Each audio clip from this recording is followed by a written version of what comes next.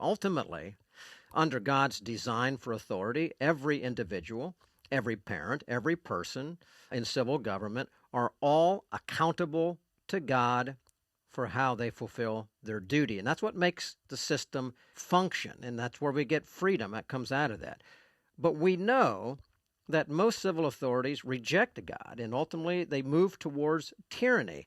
Can you identify the basic principles that must be known and preached from the pulpits of America as to what God established with authority, an individual, family, and civil government, and how these work together to resolve conflict when they come? And Paul went down that road a little bit, so put some of that together.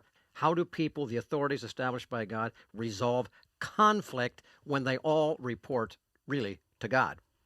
Well, this is one of the fundamental areas, I think. In fact, I'll just say what it is, and that's miseducation of the pastors for generations by simply leaving out a critical part of this training of the flow of biblical authority in relation to our role as citizens. And here's basically how that goes. I love the trick question I throw out to pastors. What are the first words of the Great Commission that Jesus gave in Matthew 28:18? And almost universally, I get the wrong answer. The pastors will usually say, "Go therefore." They forget the words of the Great Commission to begin with, which is all authority in heaven and on earth has been given to me. Jesus affirmed that principle over and over again. He did it before Pilate in John 19:10, when he affirmed, "You would have no authority over me except that which has been given to you from heaven." So here's a very simple part of it. All authority comes from the throne of God. In the relation of governing, that use of the sword, as Gary described, that sword goes from God to the people. In this country, we the people are the carriers of the sword from God to govern.